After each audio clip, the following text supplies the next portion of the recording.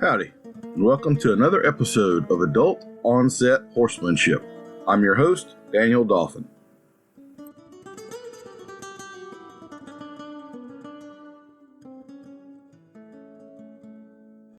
Our guest today is Mr. Josh Nichol. Josh and I will both be presenting at the Best Horse Practices Summit in Lexington, Kentucky this coming October. So I figured I would have a chat with him. That way maybe I'd have a friend to talk to when we're there at the event. Josh, under the guidance of world-class mentors, quickly learned his life's calling. He's continually seeking and developing better methods of creating long-lasting relationships with one of God's most fascinating and beautiful creatures. Driven by a passion for connecting with and understanding the needs of horses, Josh has created a transformative approach to horsemanship, relational horsemanship. Relational horsemanship is built on a foundation of forming a deep connection with our horses by striving to understand their needs and empowering them to perform at peak capacity rather than dominating them. I don't know, Josh. That sounds like some hand-holding kumbaya crap to me. Are you sure that's the way you want to go with it? You bet it is. I like it. Hand-holding kumbaya. I like it. Well, we start off everything with the lightning round questions, and these are for prizes. So make sure you got your A game coming. All right. What is your favorite way to relax? My favorite way to relax. I like being on the lake. Fishing or skiing or just on the water? Yeah, on the water with my kids. You betcha. I like fishing, but I sure like pulling my kids on the tube and jumping in the water and just being out there. Absolutely. I grew up on a lake. I used to swim and water ski just about every afternoon. So cool. Morning or evening? Morning. Bay or sorrel? Sorrel. Does pineapple belong on pizza? No, it does not. Do you like a thick or a thin crust pizza? Well, that's a bit complex. It depends on the dough. It depends on how it's cooked, but generally I would say thin. Do you have a pet peeve that you would share with us? Pet peeve. Chewing with your mouth open. Okay, that's a good one.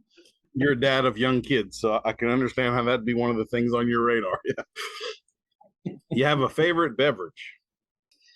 Oh, favorite beverage. Favorite beverage. Funny that you're stumping me with that one. I generally don't drink a lot more than water. Really like water. As silly as that seems, makes me sound boring, but yep. No. Put some lemon in it. I'm happy. That sounds good. I read something I thought was kind of funny recently. It was that when you're young, all you want to drink is alcohol. And then when you get old enough to drink alcohol, you need coffee. And then one day you realize that water is actually the adult drink, right? So that makes sense. Yeah, that's right. Would you tell us something unexpected about you? Something unexpected. Well, not a very tall guy. And I played on a university volleyball team. Okay. Didn't expect that.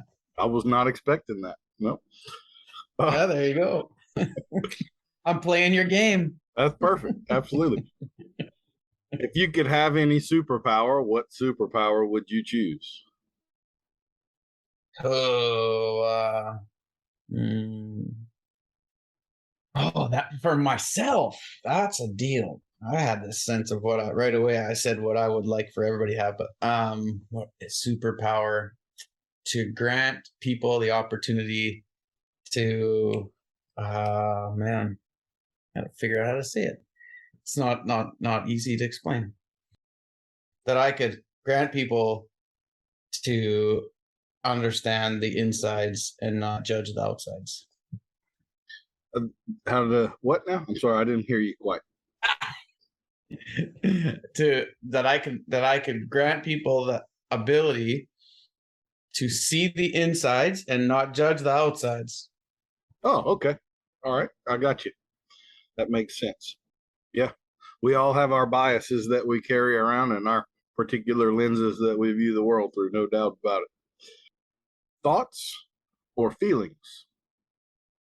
Oh, that's a tough one. I'd like to call the middle on those ones, because I'm about as scientist as I am feeler, and I see such value in both. If I can, I'm gonna run right down the middle on that one. All right. And I promise this isn't planned. This is actually the next question. Decisive or indecisive? Oh yeah, there it is. That's also, there's the difference between thoughts and feelings. Decisive or indecisive? I would say ponderously decisive. I like it. Thoughtful. Right. Thoughtful. There you go. Yeah. So then are you a feeler or are you thoughtful? Yeah. Part of me is super feely. I feel like that, being able to feel and sense animals is a big deal, to be able to read and know them. But then also being thoughtful, doesn't let you get too so into the feelings that you're not able to find solid ground. But yet being able to feel is truly important. So I'm pretty feely, but that scientist really likes me to have a scientific method and being able to quantify things and bring clarity to a picture. Yeah, that's not so quick. That's a little deeper question for me, but Order from yeah. chaos, right? You have to be able to organize it, and you have to make it understandable, and it has to be some meat and potatoes behind what we're trying to understand. But if you can't feel, then you're not going to deal with the horse very well, because that's all feel. Yeah, so I get it. It's meant to be perplexing on purpose, right? Yeah, good.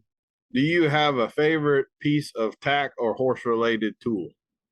Oh, favorite piece of tack. It'd be a saddle that fits. I have a couple saddles that I just feel like this let me get into a horse. That makes all the difference for me. I think hands make a bridle. A bridle doesn't make hands. So, that doesn't matter to me too much on that end. But boy, being able to get into a horse the way my body's built, in a way that I'm not fighting attack, I'd say my saddle.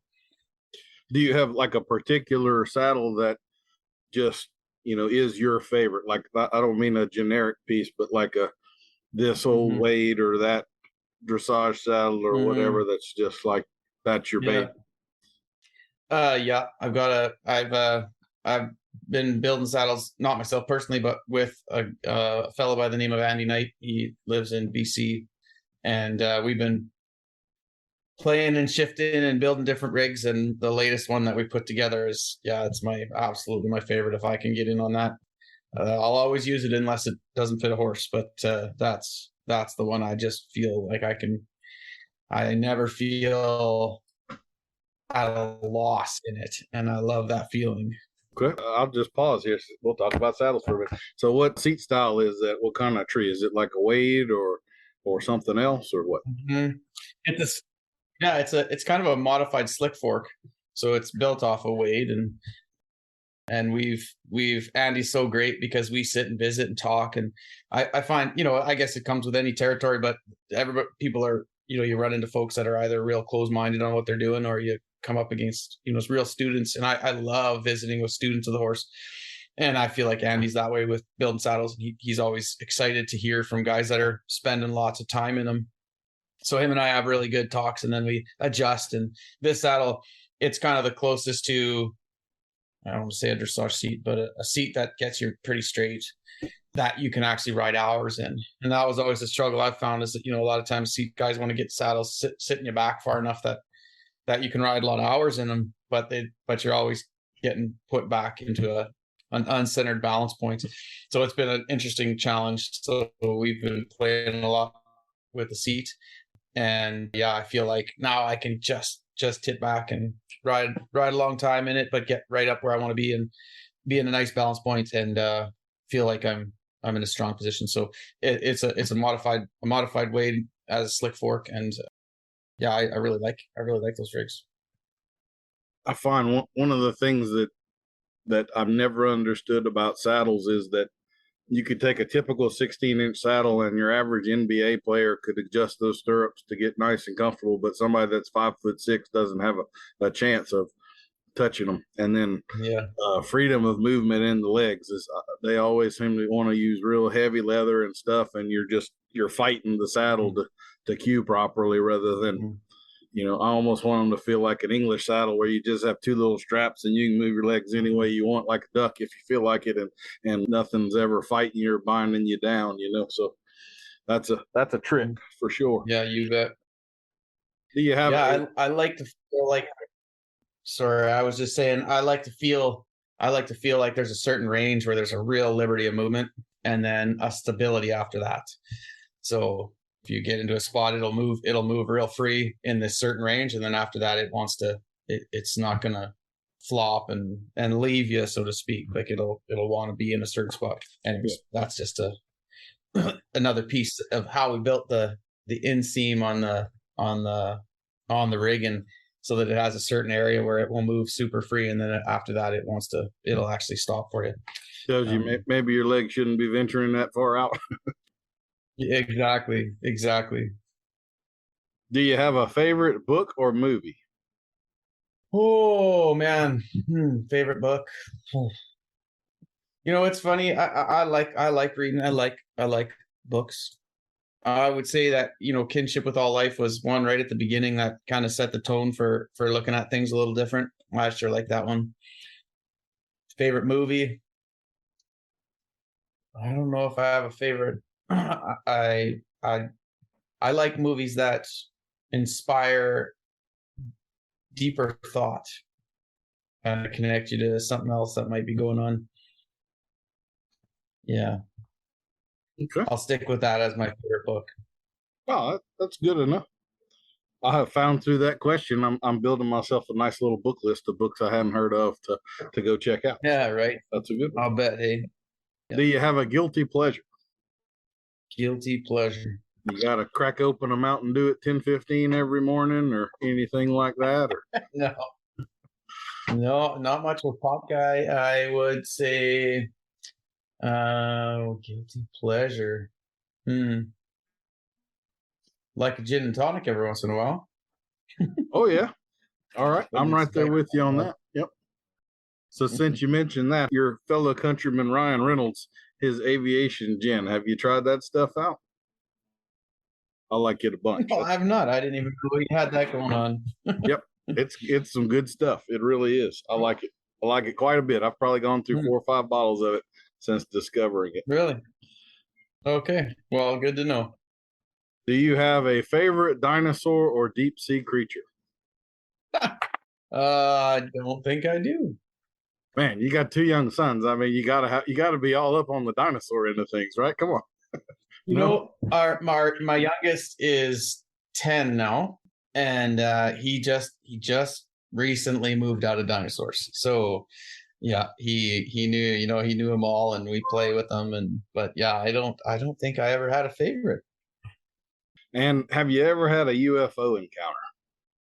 Well, I don't know, but this podcast is getting pretty interesting, so I'm not sure. Yeah.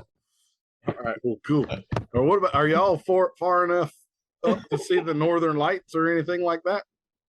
We sure are. Okay. They're out all the time. We had a pretty great light show just a couple nights ago. Skies just turn green and red and dances all over the place. It's pretty beautiful. That's awesome. That's life goals for me. I have never witnessed it, but definitely want to one day. Really? Yeah, it's very cool. Well, I'm going to give you 512 points. And the way that our scoring goes, that's the highest score we've ever had, ever. And that entitles you to either an awkward silence or a genuine compliment. So your pick there, whichever you like. I'm just curious how these are served up. I think that genuine compliment might come in a slighted way. So let's take awkward silence. Sounds good.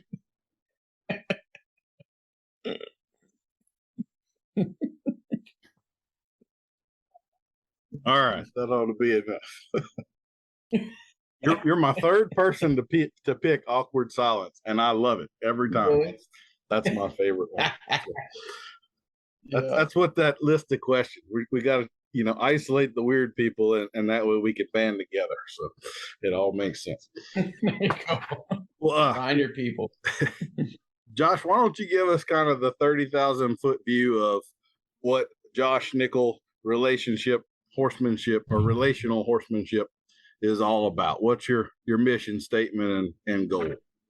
That's a good one. I think oftentimes when people hear relational horsemanship, they kind of think right away of the real soft side of relationships and being close to horses and all of that stuff. And I'm 100% there.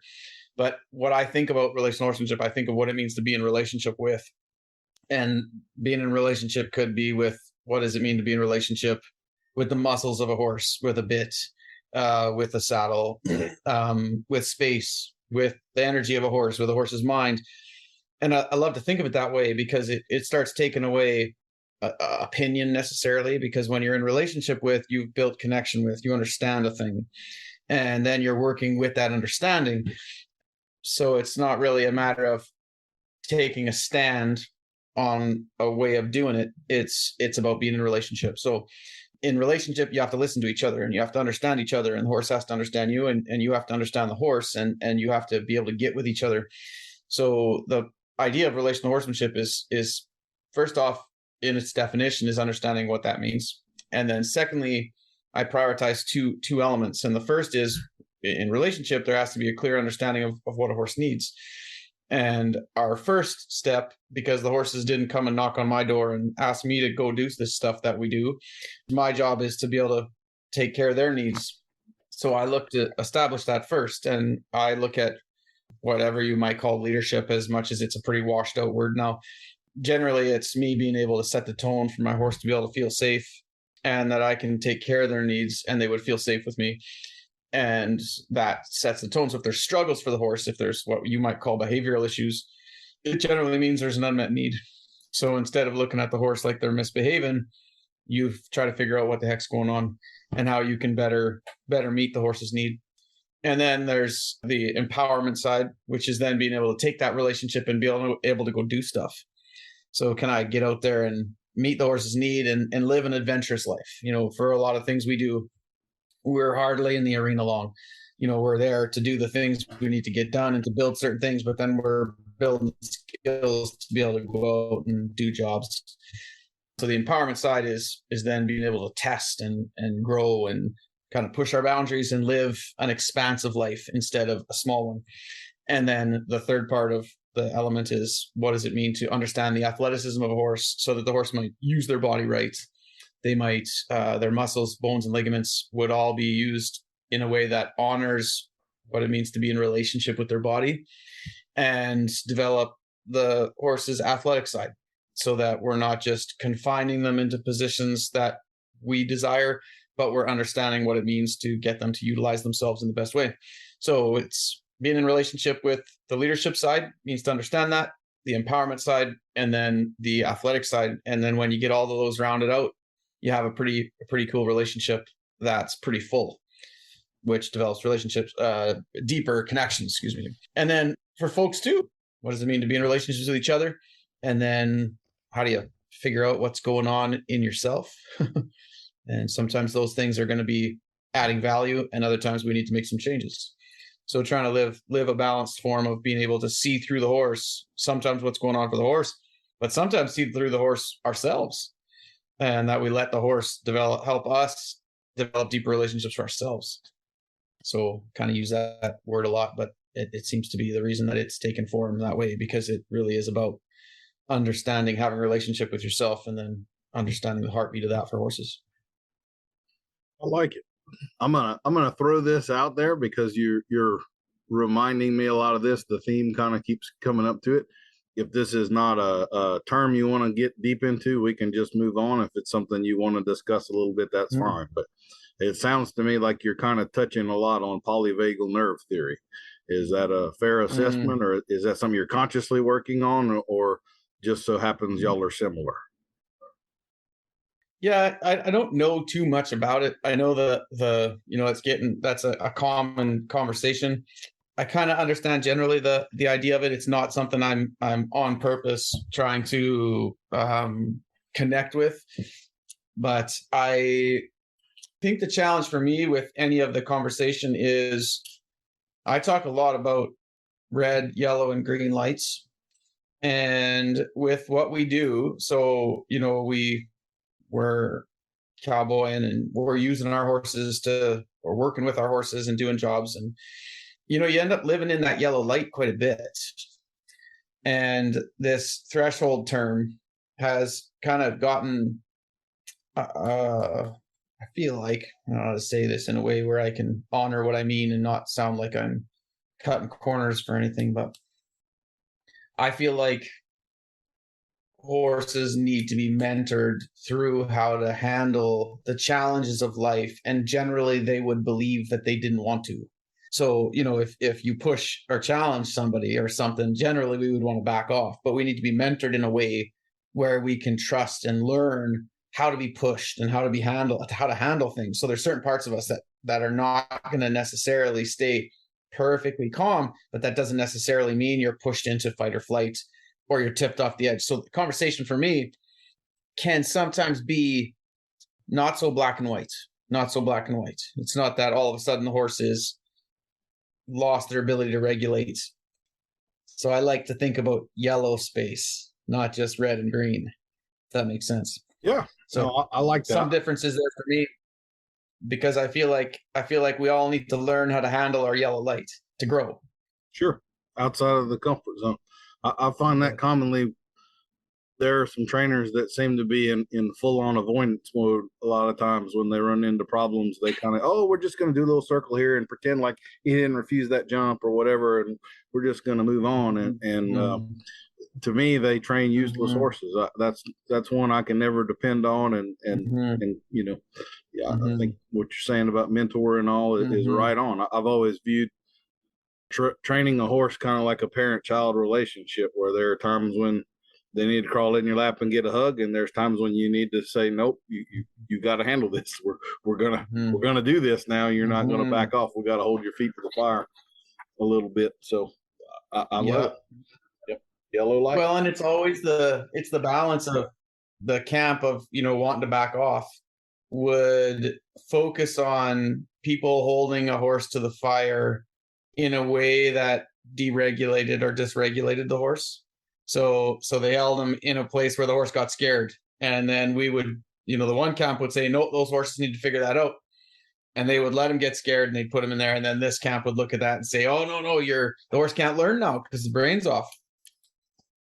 So I think the balance of it is kind of, and I guess that's feel and timing of, when has the horse lost their ability to think? Well, then that's on me. And that's how I look at it. So if I've pushed my horse far enough that they can't think, I haven't prepared them well enough to handle that. Not that I haven't prepared them and I should just go back to the round pen and do circles again, but how do I then build them up to prepare them to handle those things?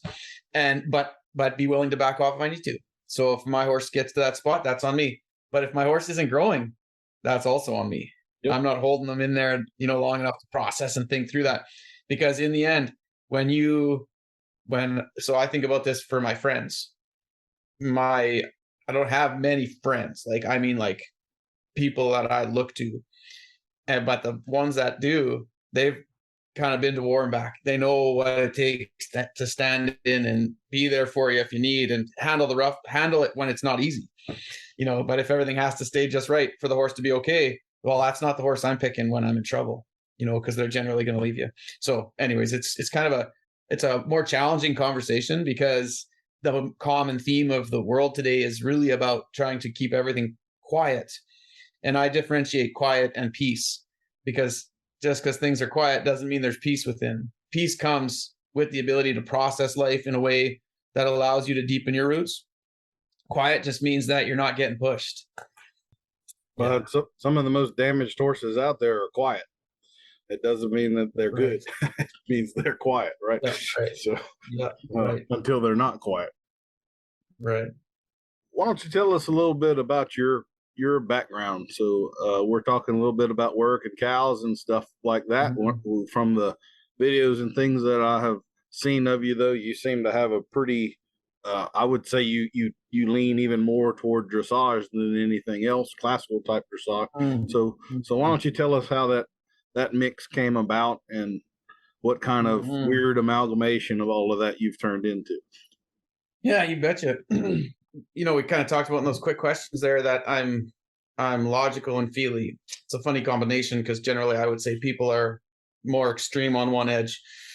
And so when I got started, where I grew up, I grew up in Ontario, it's quite a ways out east, and then we moved out west when I was about 12. And this is cowboy country. Like Alberta's a little bit like your Texas, probably, if there was a comparison. It's really much more western out here, and got to start hanging out with different guys. And I often think that the way North America was cultivated in its horsemanship was primarily ranch based, and the whole idea about horses was just to get them as a tool to get cattle moved, and which is where bronc busting and all of that stuff came, because it was just about getting these horses on the payroll so they could go out and do jobs. So much of our horsemanship stemmed out of a more submissive base, because it's about just being able to get on them, get them bent, get them to where they're giving their body, and then use them. And I think that kind of stems through a lot of the horsemanship today, but it's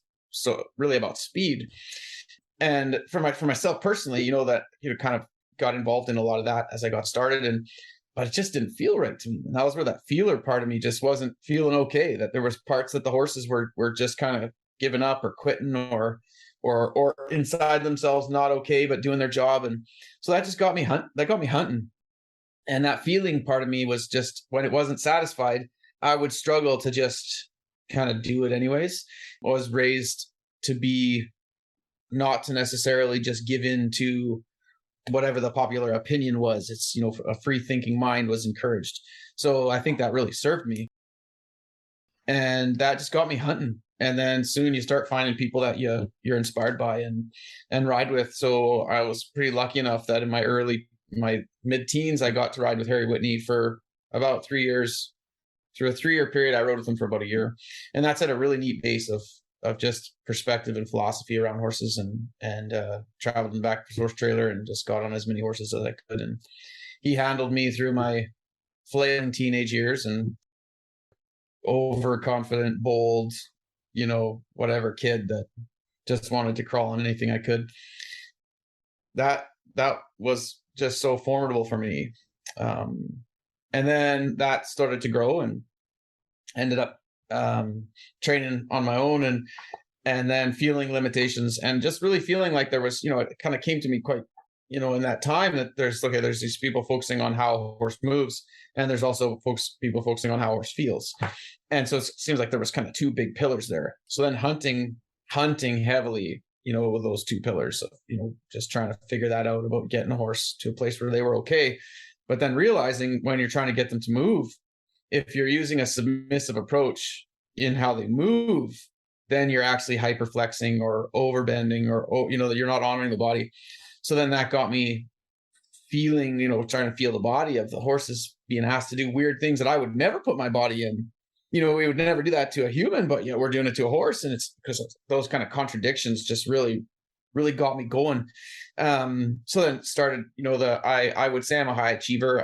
I really like to figure things out at a more pure form or a higher form. I don't just settle easily, which has in some ways served me, in some ways been, probably my wife's plague. But so then, I just started chasing higher approaches to horsemanship, and really trying to understand what brought him peace is a rabbit hole in itself, because you can just take that and go quite a long ways down. And then understanding their bodies, that's what drew me to the classical style. And then more of the high school cowboy deal as well, just trying to find guys. And I've learned this over the years, is that it really isn't about what you do. It's really how you're doing it. And I learned that the most. It's just to honor the horse's body and understand how they need to move. And then had more of the classical system for me wasn't about positions and movements, but was about understanding flow points and access lines when the horse is in true balance. And that changes everything about it. So anytime you're trying to submit the horse into a movement, you're confining them mentally, and then taking them physically. So now would be a more dominance-based approach. But as you're able to kind of meet the need, feel the mind in the muscles, and that's kind of a whole conversation in itself, but and then understanding how the horse can form their balanced mental awareness in their physical body, the horse starts revealing their body to you, and then you start shaping muscle around that. So that just kept the artfulness of that just kept pulling and pulling, and you have moments just like a great golf swing where it's all of a sudden everything feels right, and then you start trying to put those swings together a little more and find progressions, and then you're starting to develop, I would say, horse's muscle instead of human created muscles, what the horse's body desires to look like to carry weight rather than confined positions. Josh, I apologize. We were just interrupted by my ever-present technical difficulties. You were talking about the relationship, I believe, of frames that the human might want to put a horse into because we find it aesthetically pleasing versus the frame that the horse needs to be in because of their own biomechanics. And I'll let you continue on as best you can after the 5-minute interruption. Yeah, no worries. Yeah.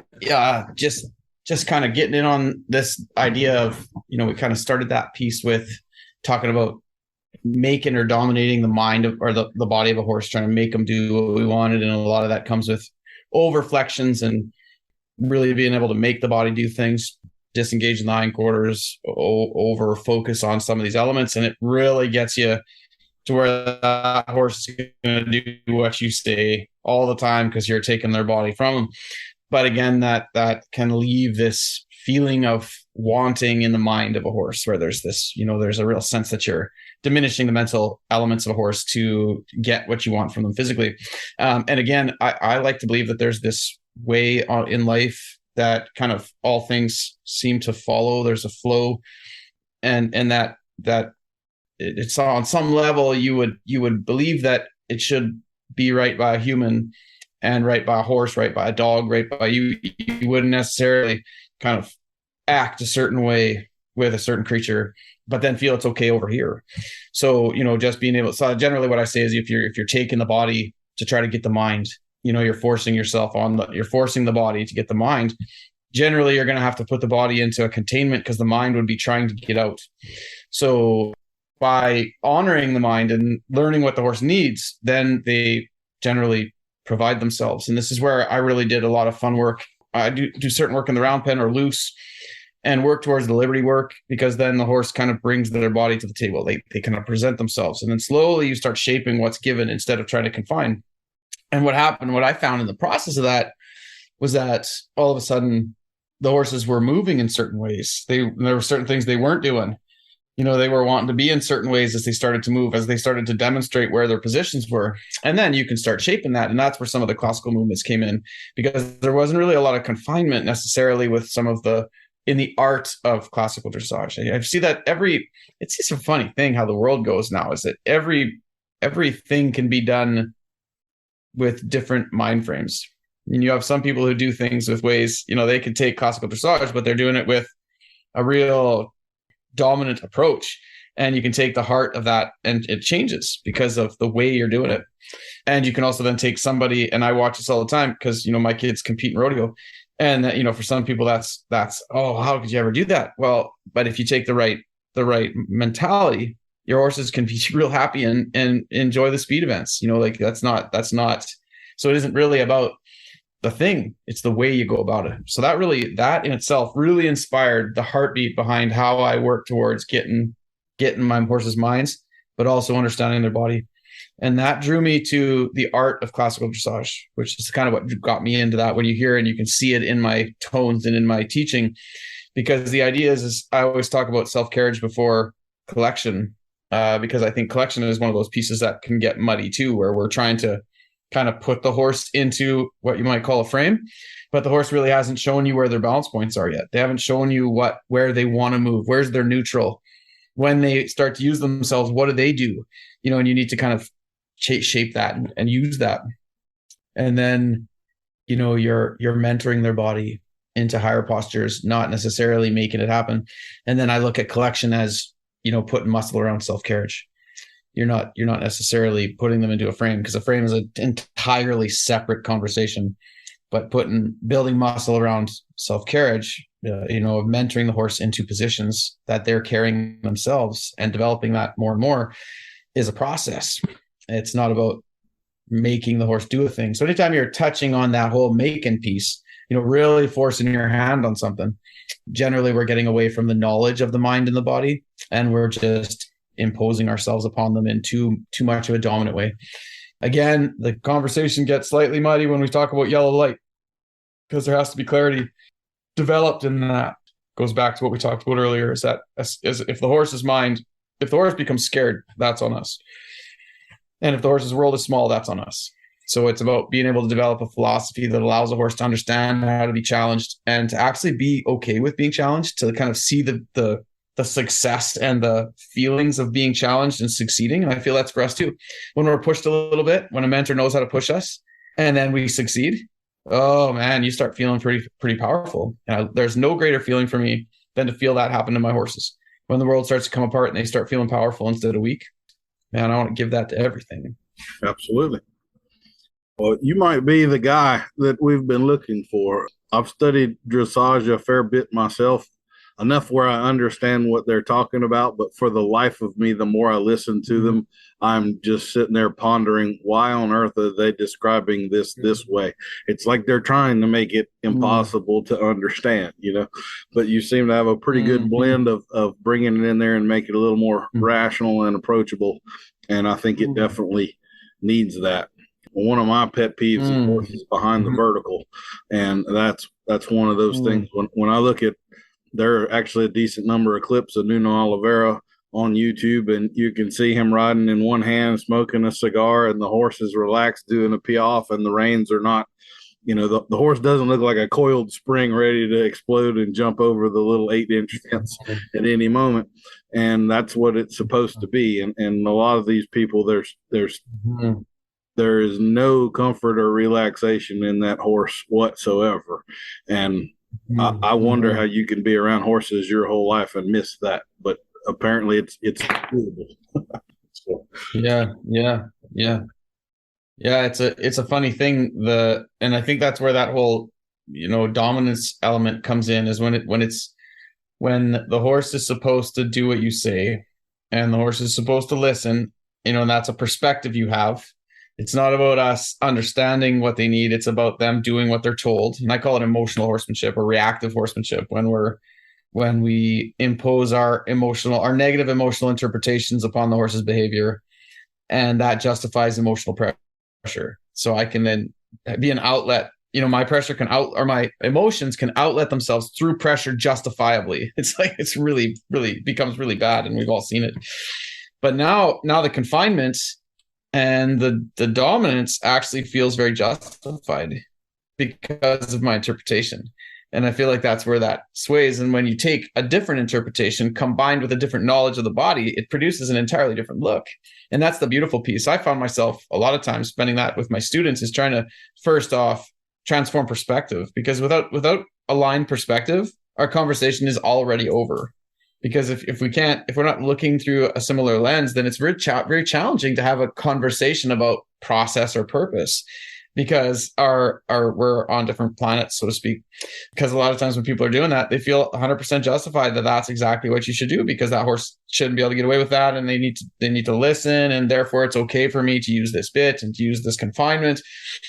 And then you look at someone, like Nuno is obviously, we don't know the heart of Nuno or the way, but we observe his horses, and we could observe his presentation and the energy that he had with the horses. And it gives insight. You can follow that trail, and it gives insight to his knowledge. And, and this was a simple thing.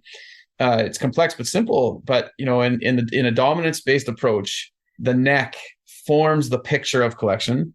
And in a carried approach, collection is demonstrated by how the hind end sits, not based on what you do in the confinement. So by taking the neck, you're taking the horse's senses away from them. So the horse can't see, they can't look. It's submissiveness. So the more, generally I found, and the reason I would think that past the vertical bugs you is because your feel gets twinged by it, because it's not allowing the horse to find themselves. It's confinement. And anyways, again, it's been in our genes for years to confine horses just to get them to do the things we want. It stems right from our history. So a shift is necessary there for sure. Well, hopefully some education will solve some of the problems. I understand. I've done the competitive world thing. I don't really have any desire to do that anymore, but I get the desire to win and to compete. But the unfortunate side is that it breeds taking a good concept and pushing it to an extreme until 10 years later, it's a perversion of what it originally started out as, and it becomes unrecognizable of what it was supposed to be.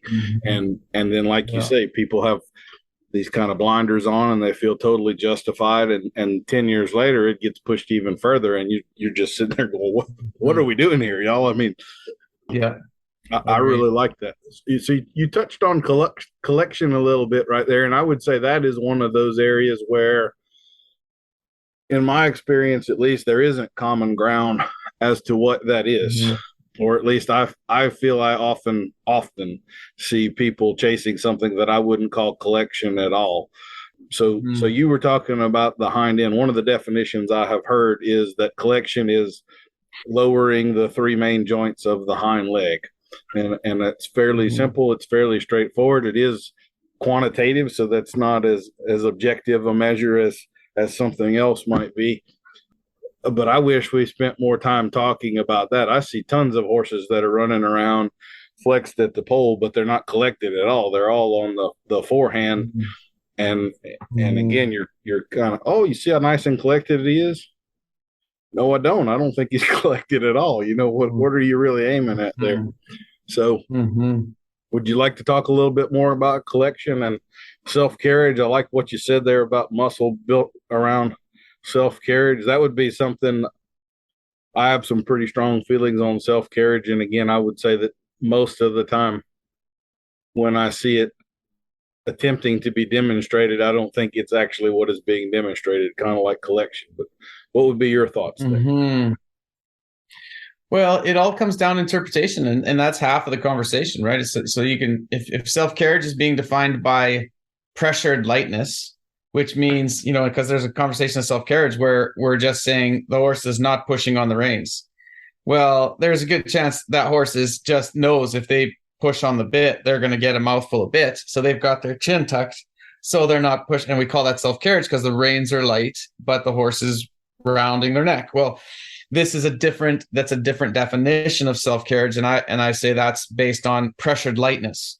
So lightness comes in two ways. It either comes because the horse is avoiding they're avoiding being pressured, or they're sitting.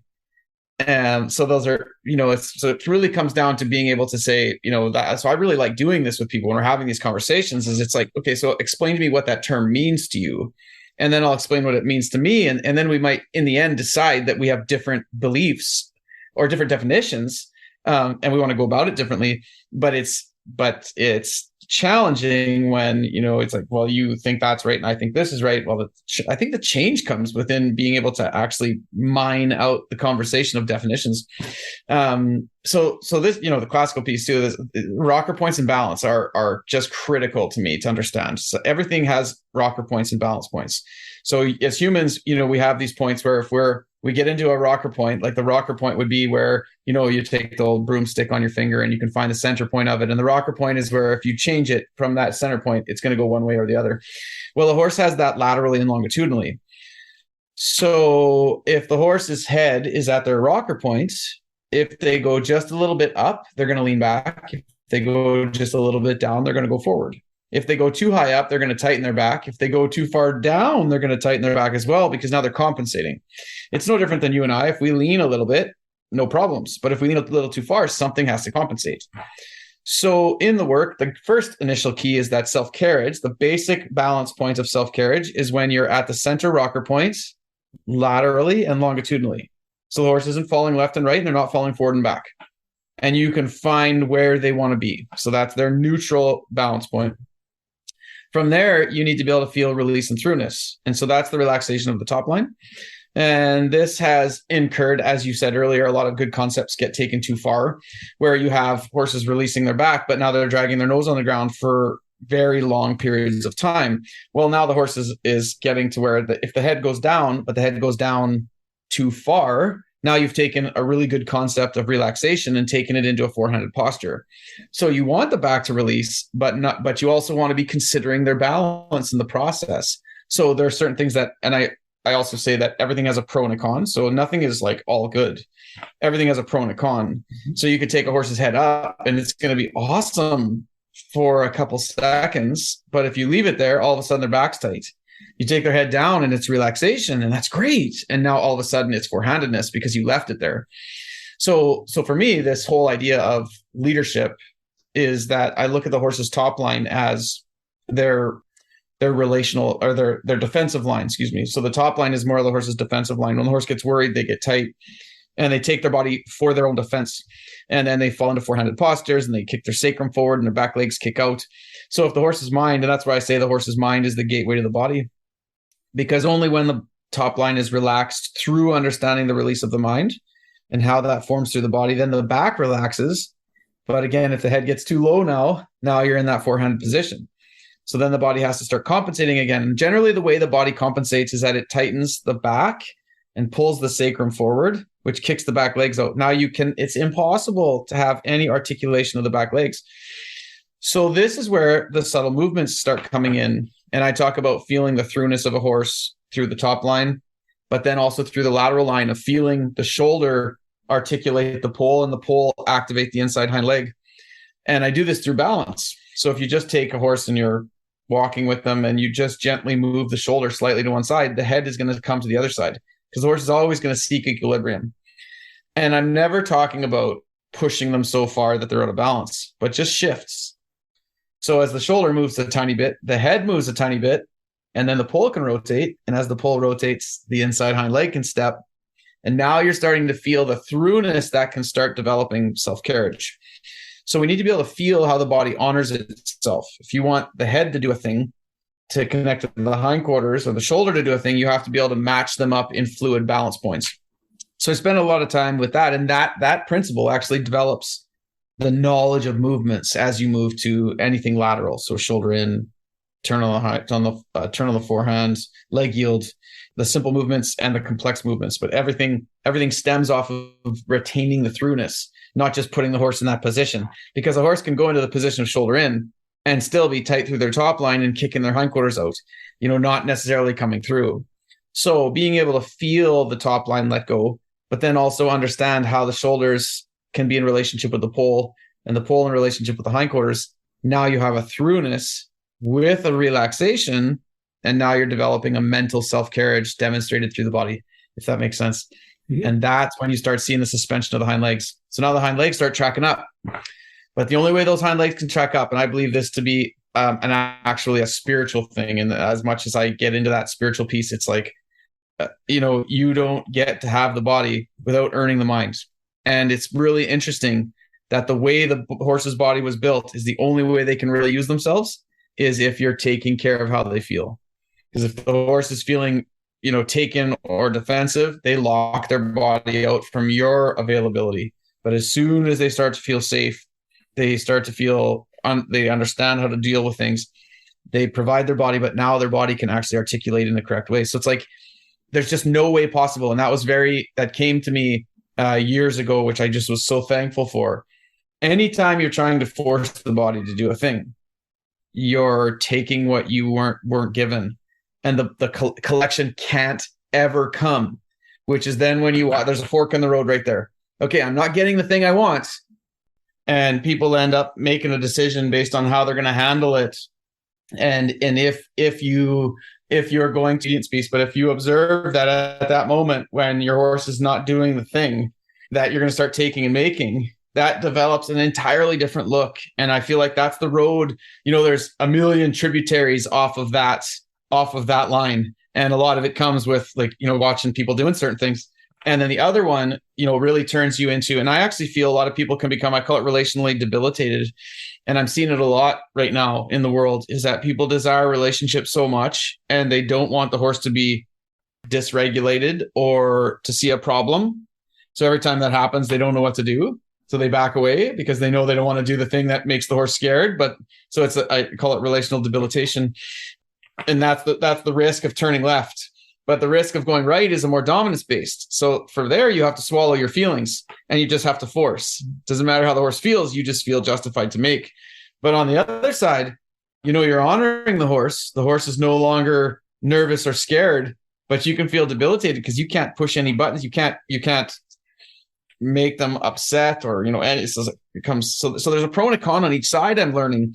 In the beginning I would have said turning left is the righteous view, and taking care of the horse's needs and all of these things, and it's all very good, but it's so important to not lose the empowerment. And that's the piece that I spend a lot more time on. I used to only talk about leadership and athleticism, and now I talk about leadership, athleticism, and empowerment. Because the empowerment piece talks about the yellow light. What does it mean to live honorably in a space where we're challenging each other and we have integrity for each other, and I feel like that's what we should all be doing, is to be able to, if you had something for me and you're like, hey, Josh, this is a thing I've seen and I want to bring that to you. You're like, why are you doing that? Or what is that all about? Boy, to be able to take that like iron on iron is just so good for us.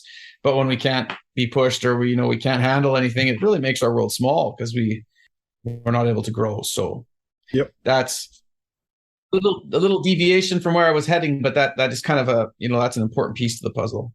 That's okay. We can go full on societal offset here. That's no problem. I mean, we definitely are at a point where, like when I was a kid, I don't ever remember anyone insinuating that you had a right to not be offended.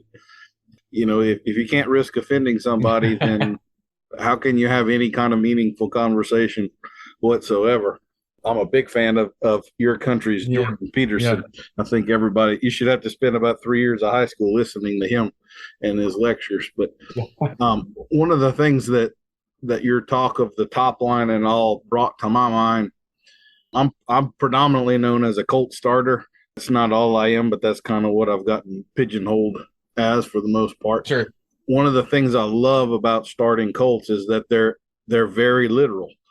If you walk up to the colt and he leans away from you, then that colt's mind is on escape right now. He's ready for any little sign, and he's going to exit stage left if that sign comes. That to me is kind of what the top line talk that you're doing is. Whenever you're overflexing a pole or you're putting a horse in a position where he's not balanced anymore, now he's gotten on the defensive side. If we wanted to think the nervous system and all, you've basically taken him out of that parasympathetic thinking nervous system, and you've pushed him somewhat down the road of the sympathetic nervous system, and now he's threatened and defensive and postured. He's certainly not learning as well as he could be learning, because half of his brain is on, what if I have to bail here and get away from you? And I kind of feel like sometimes it's unavoidable that we're going to reach points like that throughout the training of a horse. And if every time something like that happens, you bail, like you're saying, I call that paralysis by analysis, where I don't know what to do, so I'm going to back off. Well, you could inadvertently have just reinforced that behavior. And now when we go to fix it next week, it's going to be even more ingrained than it was today, rather than kind of having the fortitude to push through it a little bit. And I'm a little more of a push through it guy. But I understand exactly what you're saying. If you're totally unaware that happened, and you're totally unaware that it means the horse is defensive and has lost part of his ability to learn and everything, then you're going to wind up creating a time bomb rather than a comfortable, relaxed, balanced horse that actually has access to his athleticism. And on a pragmatic side, you're guaranteed to have some physical problems with that horse down the road too. You're going to wind up with kissing spine, or many of these other debilitating problems that we wind up with because a horse has been asked to hold a tense posture for 3 years. He has had no blood circulation to his loin, and eventually that's going to catch up to you. So I like it. I like it a lot. I do think we're probably at the spot where we need to acknowledge our sponsor. And my wife got this sponsor for us, so I'll just read what she wrote here. Our sponsor for this episode is Chesterfield Stud Ranch. Are you in need of a true stallion in your life? We have a full-service breeding, and has that been a problem for you? At Chesterfield Stud Ranch, we exist to satisfy all the fillies. Located just off of I-12 and I-55 April, is this the male strip club in Baton Rouge? You promised me you were never going back there, baby. Come on now. It's not cool. All right. I think I'll be returning their money for this episode. I'm sorry about that, Josh. I have to have a little conversation with my wife after this one's over with. Okay. So you got We got a little deep there, so we needed a little lightening up. there you go. Why don't you talk with me a little bit about cow working and stuff? What sort of environment do you have up there in Alberta? I know down here in Louisiana, we're hot, humid, and flat as a pancake. Are you in a mountainous area? And I'm sure you're getting a lot more snow and stuff than we do up there. Yeah, I'm pretty thankful. My neighbors are one of the bigger ranchers in our country, and I've worked for them for probably 25 years now. Sometimes, in my early 20s, I was working there pretty full time, and then as time went on, I just worked there less as I've got prioritizing other things. We're right where the prairies blends with the boreal, so it's poplar trees and getting into spruce trees, and in the lower ends it's kind of swampy in spots, and you see lots of black spruce, but then it opens up into fields. So we have southern Alberta. You go a little south and a little east, and it opens up into a lot of prairie land. Saskatchewan is very, very prairie and farmlands. You go a little ways east or west, and you're into the foothills, and then a little farther east and you're up into the Rocky Mountains. So we're at a really neat spot where, there's a kind of a transition phase, mostly ranching, and then some logging as you head a little farther north. And then the oil and gas sector is kind of just north of us as well. So beautiful country. I love the trees. It's really, anybody who's, really into working cattle, more from the horseman side is working dogs as well. So I like to train coolies as well. With the trees and the way the country is, you're not able border collies. Okay. Now see, there's a Canadian pronunciation I've never come across. We would call them collies. So I'm familiar with the A's and the oots. Oh yeah. But okay. There's a little tickle for me. Okay, I'm sorry. I didn't mean to interrupt you, but I legitimately was not sure what you had just said. So, okay.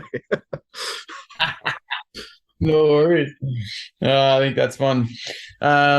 Just with the trees in the country, if you're not running dogs, you're taking a lot longer than needs to be done. So I think that sums up my joy, I think, is, training horses to be able to do good cow work and then train dogs as well and working cows. So that kind of connection is my jam.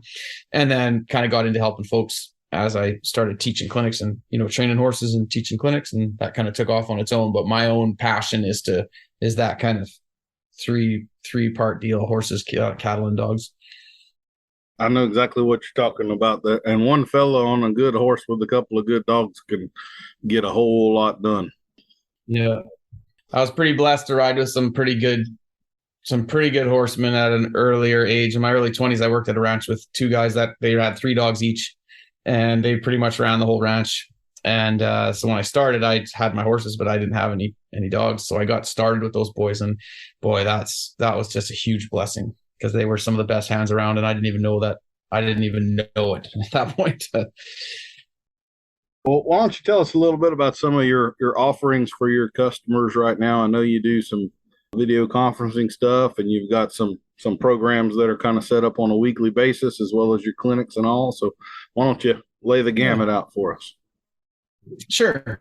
When I started, honestly, I love seeing people succeed. I really do feel there's so much joy in being able to help horses succeed and people succeed. And then, I started training for the public, and slowly that got me recognizing that, the horses weren't necessarily the majority of the issues. Mostly it was people's interpretation of the horses and then how they were handling them. So it got me teaching. Well, that kind of took off, and, I've traveled quite a bit and do clinics, but then it got to a place where I was only going one place a year. Well, then you're not really helping folks again. And that became another problem for me, as you would see repetition in the things you would have to be doing because you weren't spending enough time with people. That got me to the point where I started an online website, and I did that. I guess that started, 3 or 4. I guess it's now six years we've been doing it. But just giving people access to have more opportunity to learn. I would say I'm not trying to convince anybody of my style. I just kind of present it, and if it speaks to you, then I want to be able to make sure you have enough access to my work to learn and grow. So then I started the online membership site, where I was just building content and building progressions for people to follow and then keep learning. And I found a huge value in that, being able to work with people, but then they could continue their learning online, and found lots of value. But the hole in that was also then that sometimes they would do the work, but they couldn't make it happen in their own house or at their own farm. So then I started a deal for myself where I would do online learning, where you would meet with me and I'd watch your videos, and we would, just monthly, you'd get 2 sessions a month, and that just took off like crazy. Well, then I started bringing on more of my own students to be instructors as well. So now I've got 4 or 5 different instructors that people can get the help when you get stuck. There's no reason for you to get stuck and get hung up. You can connect with somebody, and we found a lot of value in that. And that's all paid content.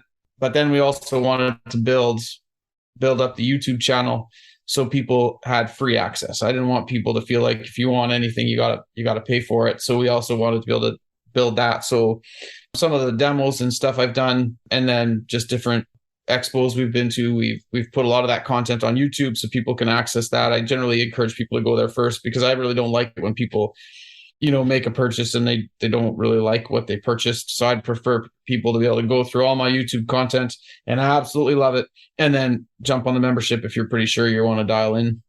And yeah, that's been kind of where we're at now, as I generally encourage anybody who's keen on my work to check out the YouTube channel. If you like that, jump on the membership, and to come to a clinic, but do some learning online first, because while you learn so many pieces, so then we get to the clinic, man, we just take off, because you're already dialed in on the terms and you've already been trying things.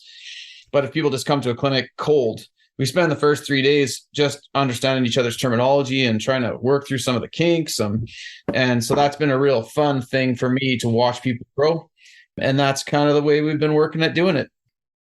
What I find in clinics that even for people that are very familiar with me, sometimes you get the question of, well, I've heard everything that you have to say. Why would I need to come ride with you at a clinic?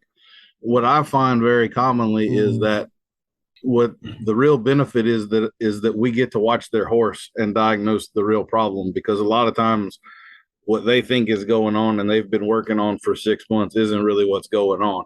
And that's where I think that, it's difficult to replace the experienced eyes of a horseman, because it's very easy to waste 6 or 8 months of your life in this deal, or years even. Do you find that to be true as well?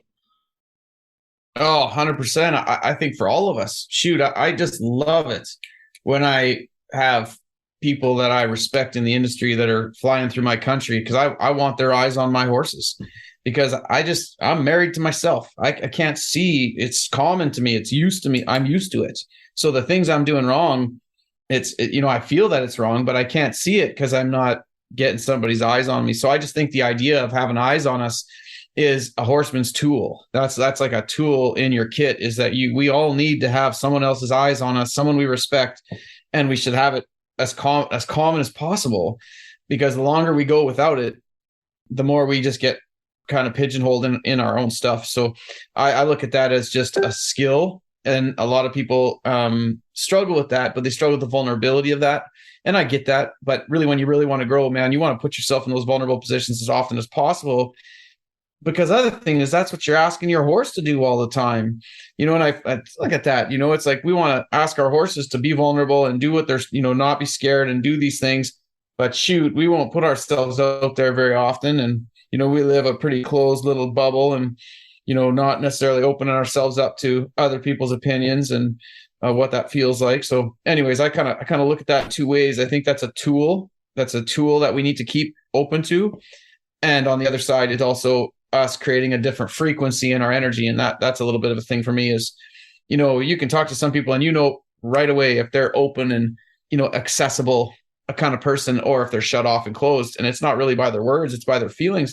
And you know how horses study your feel. You know, you walk up to a horse, they know the kind of person or what's going on for you real fast because they feel you. So I think by the way we live our lives, we're also being an example to our horses. Not maybe just an example, but we create an environment that allows them to feel safe because we're already doing the things that we're asking them to do. They can feel us doing that. And I really try to live by that. I like that. Yeah. Very few of us read horses for a living, but all horses read people for a living, right? Yeah, right on. Yeah. Good words. Let's talk a little bit about the summit, because that's kind of what brought us together. What are you going to be demonstrating or talking about at the summit? Yeah, it seems like that, you know, just chatting with Maddie and kind of getting a dial on what the priorities are. As I really do feel like I really support the desire, which is, you know, to develop a safe place for learning and the desire to grow and collaborate and connect. And I really feel like that speaks to me. And I was gonna, you know, I'm gonna probably give a little lecture, and then I'm gonna end up trying to do one session on helping people understand the mind of a horse and just the interaction. So, you know, what does a horse need in any one moment when they struggle? What's going on? And just trying to change some interpretations around that, you know. So that'll be one. And then the other is to start understanding form and function. What does it mean to ask horses questions in a way that you can start differentiating a horse not able to do a movement and a horse, you know, what does it look like when they're moving right? What does that feel like? Trying to understand the pathways of flow to self-carriage. So just starting to acquaint ourselves with the difference of when something is the horse struggling mentally, and then what does it look to mentor the body physically. You know, pretty big tasks to dive into with just a short session, but really I look at these as opportunities just to create thought. Conferences and demos they're not about, you know, trying to get this massive change out of a horse, because that's not fair to the horses. They didn't know when they woke up in the morning that that's what they were up for. They didn't sign up for that. They just, you know, someone just asked them to show up and they did. So, you know, I try to do my best to honor the horse in that short period of time, but then just try to open people's eyes to a certain way and speak to a desire. I find for myself, I'm not looking to convert anybody. I'm just trying to find my students, and I want everybody to find their mentor. So sometimes that's me, and sometimes you know, I'm going to help somebody find you, because maybe you're going to speak to them in a different way and it's going to speak to their heart. But I feel like through our teachings, you know, we find our people because there's something in our words that speaks to them on a deeper level. I feel like through these demonstrations, that's really what you're doing, is you're helping inspire people, you're helping them learn something new and then find their track. Sometimes that might be that they say, dang, I don't want to go watch that guy again. That's not my deal. And that's actually important for folks. You need to learn that I'm not your deal so that you can get your deal sooner. So if I truly care, I'm trying to help you find it, not necessarily needing you to support me, because I've never found that to serve anybody in the end either. Yep. Yeah. Yeah. I kind of view us all like different flavors of ice cream. Some people like vanilla, some people like Rocky Road, some people like mint chocolate chip, and there's nothing wrong with whatever your tastes happen to be. I do find, like you've mentioned several times, right, the style aspect. And I really like when, like, I don't know if I've watched enough of you riding yet to really have your style dialed in. But I love when you can see one horseman ride 10 different horses, and then you see the commonality among them and what that person's style really is. But even beyond that, like even if you're a dressage rider and I'm not, and not you, but just a generic somebody from a very different discipline or whatever, like always recognizes like. You can still tell whether that person is the kind of horseman that you appreciate and would aspire to be, or whether you don't really care to watch their next demo, you know. And I've really always found that to be so interesting, that horsemanship level thing really permeates all disciplines and all events, because we're all really dealing with horses.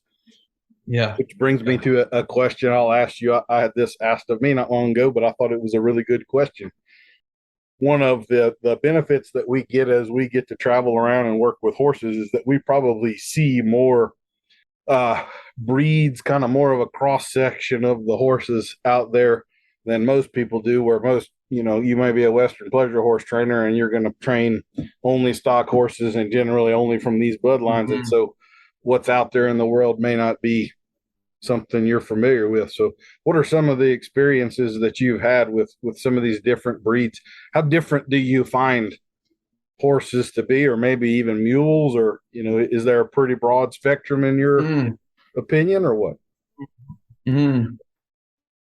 Yeah, well, it's a funny thing because character and uniqueness flows through all the different lines. So you get some horses, you can get different bloodlines that are, the characters are different. I genuinely love work ethic. I know some horses just have it more than others. That's to me. I'm just sitting here out my window and he's staring at me. He knows it's time, real close to time for feed, and he's just staring at me, and that's his deal. He's 24 years old now, and he's the hardest working horse I've ever had. When I worked full time, he would meet me at the gate every single morning, no matter how hard that day was. And so anyways, he's a big quarter horse. But I would trade work ethic over any breed in a second, even if they didn't have the real body for it. When it comes to, type, I find that some bloodlines are, kind of getting a little bit line bred, a little bit too much, where they're building on look off certain studs rather than, off of mind and the balance of breeding. And that's starting to shift a little bit now. You're seeing that a lot of west in the quarter horse world, because they're starting to breed more for a little less for the showiness and, the Olympic winner, more so now for the everyday rider. There's a lot of that happening in the quarter horse world for us, where they're breeding really kind-minded horses that are really well built. That to me is just I've just been craving that. The amount of people who need the energy and the athleticism to be an Olympic athlete are just, that keeps us in business, but it's not valuable for the world. So loving that. That's happening in the quarter horse industry. Love the Lusitano and the Andalusians. That style of body is just so magnificent. Their bodies are already built to use themselves. One of my favorite combinations over the years has been a quarter horse Arab cross. To get that kind of stocky levelness out of the quarter horse, but then the life and vibrance of the Arab, to match that, to blend that together really nice. I've had a lot of fun and luck with that line. Train a bunch of Andalusians. Really love the athleticism, the capacity they have to sit. It's just so much more there than the quarter horses. Most of my quarter horses, I have to mentor their hamstrings because for them to sit and to use themselves, you gotta kind of bring them along. Where an Andalusian they're already there. They just need to be. Most of the things with the Andalusians is they need you out of their way, where with the quarter horses they need to be mentored to do it, just with the different angles and conformation styles. Yeah, that to say that those are some of the lines I really like, and I just feel like it's a breath of fresh air for the breeding industry to shift a little bit away from building show horses, and everybody loving certain names, where people they ask your papers and they just love hearing certain names of these horses that are winning and they have big earnings, when 90% of our horse community shouldn't even touch those horses because they're just not built for them. So that's a shift I'm really happy to see. Not sure if that answered your question, but that's what it stimulated for me. No, that's good. I've played with some of the Lusitanos as well, not very many, and a couple of Lipizzans. I have to say I have honestly found them to be a little slower coming along than the horses that I'm used to. Just not that they were ever really difficult, just everything was a little more regimented for them. They didn't blur any lines and just move up to the next step. But I haven't done hundreds of them by any stretch, so certainly it could just I'm far more used to the cutting bloodlines and all that kind of stuff. And I kind of love what you just said about people hearing this name and all. We've got some of these legendary horses, and I am old enough to have been around and ridden colts by some of them. And no, you want something about 5 generations removed from that, because what that first generation was like is not what you think it was going to be like. They were like some in your area. You may have some of that driftwood Hancock stuff, and you needed to be a man of iron to handle those things. You want that 9th generation. You don't want that first generation. So, anyway. Right. Well, and you said that if you kind of felt that difference in the Andalusians and Lusitanos and how they start, and I truly like, I hear that, and I believe it's because of the history. In the classical world, they were brought around so slowly, and it was just about keeping them physically right and mentoring them mentally. So never taking their body away.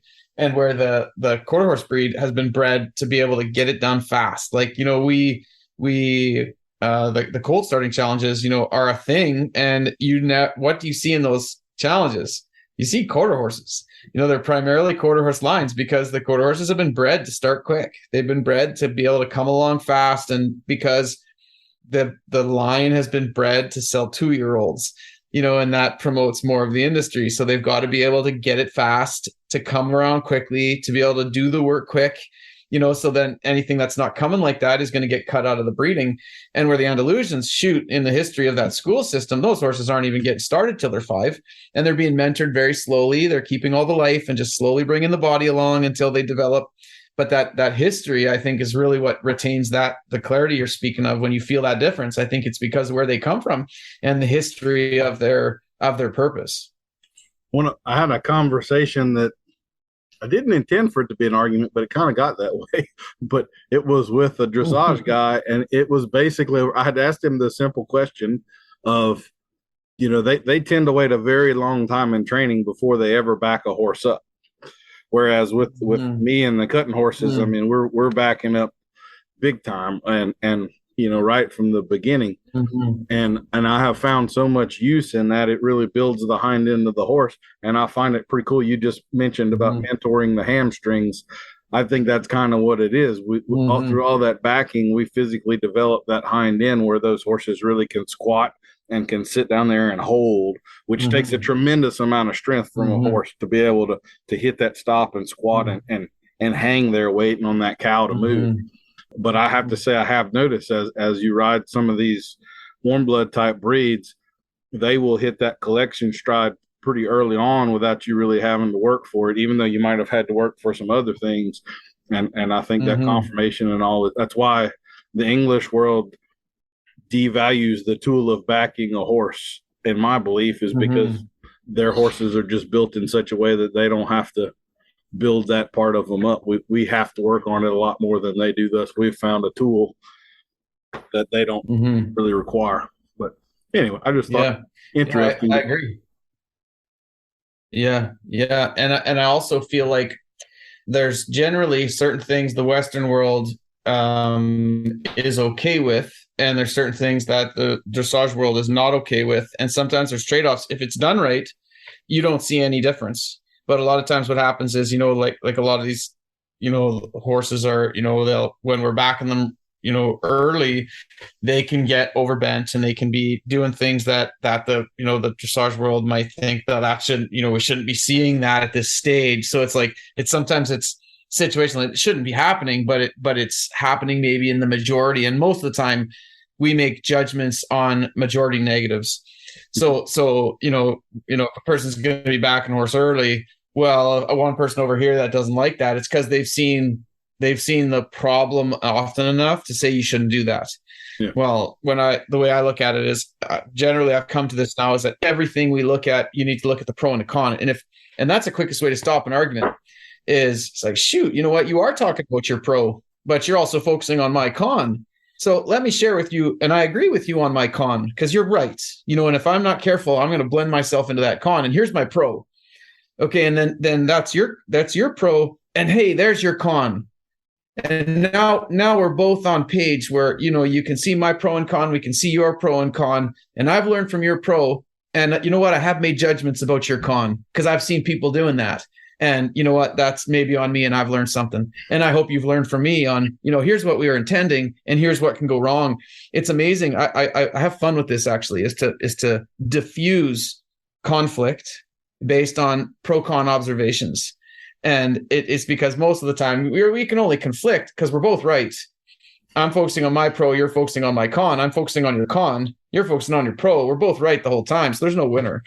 But if we can break that down, it's amazing. It's like, you know what, you're right. You watch people say, dang, you're right. I am focusing on your negative. And it's like, well, just because that's the negative doesn't mean that's what I'm trying to represent. Anyways, kind of a fun thing. Yeah. You should never judge something based upon its misapplication, right? So looking at only the con and painting the whole world with that is one of the last podcasts that we interviewed was with a lady that does nothing but positive reinforcement training. Okay. And I have a certain view on that, but that's basically because most of this time when I've seen that done, it's been done very poorly. It doesn't mean that it can't be done well, and where all of these things I'm concerned with, they go, yeah, but I'm not gonna, follow down that path. So yeah, anyway, exactly. good conversation. Yeah, you betcha. Well, Josh, I think we've chewed a lot of ground here. I'm not real sure where else to go with you. That won't be another 30-minute conversation, and I know it's kind of getting late. I got it's about 10 minutes before bedtime for my kids right now. So is there anything else you want to touch on? We of course, well, I'll let you plug your website and social media stuff again real quick, and we'll definitely link to all of that in the show notes where people can find you and everything. So why don't you tell us a little bit more about that again? Yeah, joshnichol.com, JOSHNICHOL.com is our website. And you can find us on YouTube as well. Our membership site is attached to the website. So if you're interested in any of my work, that's the way to dive into it. We have presence on Facebook and Instagram, and try to spend a bunch of time allowing people to feel my work through that. Our business page, Josh Nichol, A Horseman's Pursuit. That's the business page where, anybody can like it and share the content there. And yeah, I've appreciated our time. Thanks for having me. It's been great to visit. And now, shoot, when we get to that conference, it'll feel like we know each other already. Absolutely. I'll have a whiskey with you on Friday night or something. Oh, I know one other thing I wanted to talk about with you real quick. Inside hind leg pivot turns. So as a classical horseman, why are we still doing this? From my cutting horse days, I can tell you that is absolutely not the best way to get from going this direction and turn and go that direction. Yet this is one of these things we hold very dear. So in your opinion, is there still a practical application for that, or am I just totally off base? And what do you think? Yeah, for me, it's funny because I don't feel like I'm married to a way on that one. But what I do find is I find that it all depends on what you're intending to do next. And I feel like that's where that comes from. So, I'm learning a little bit about your work coming from the cutting horse industry. You're wanting to roll a horse back so that they can roll over their hip and go the other direction. Well, you're hardly ever going to see a dressage horse ever consider that type of movement. So then it seems fine then for them to a turn, planting that inside hind and roll and doing it that way, because they're not intending to roll that deep and cut through or go kind of lean backwards in the process of the turn. So sometimes I feel like it's because of what you're intending to do with it. So for me, I like to think about engaging legs and stabilizing legs, and then next step movements. So then, each thing might have a little bit of a pro, and they might maximize that little pro, but they've got a lot more con. But if the movement is to roll and explode, shoot, there's going to be a hind leg you're going to need to be ready on. But one leg engages, the other leg supports.